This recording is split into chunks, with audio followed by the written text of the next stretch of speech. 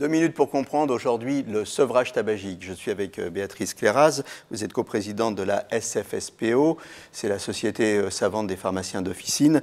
Le sevrage tabagique, il y a plein de choses oui. dans les pharmacies. Il y a les patchs, ça vient immédiatement à l'esprit, mais pas que.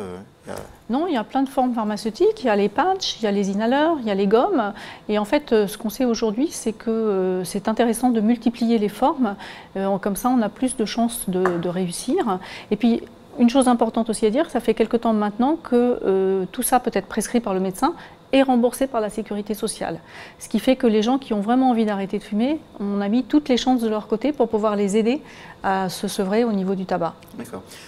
À propos du sevrage, ce qu'il faut dire, c'est que ce qui est très toxique dans la cigarette, c'est les goudrons et les matières brûlées, c'est ça qui donne le cancer, mais par contre l'addiction, c'est la nicotine. Exactement. Et en fait, le principe, c'est de dire on arrête de fumer quelque chose qui va vous donner le cancer, et puis on vous aide petit à petit à vous défaire de votre addiction à travers des patchs qui vont diffuser... apporter de la nicotine. Apporter de la nicotine, et puis petit à petit, on va essayer de regarder tout ça, puis de baisser les doses. C'est ça le principe? C'est ça, c'est exactement ça. Ce qu'il faut bien comprendre, c'est qu'on ne va pas être sevré d'un coup et que ça se fait de manière progressive et qu'il faut prévoir une longue durée.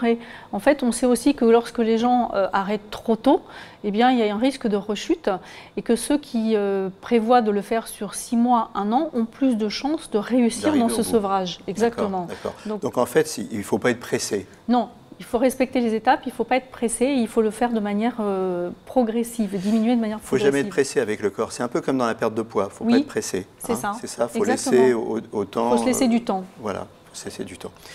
Voilà, vous savez tout pour arrêter de fumer, il faut aussi beaucoup de volonté et il ne faut pas être pressé.